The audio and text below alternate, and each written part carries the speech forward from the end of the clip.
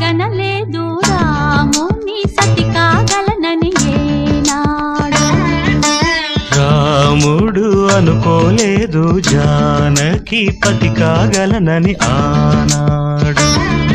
ఆనాడు ఎవరు అనుకోనిది ఈనాడు మనకు నిజమైనది.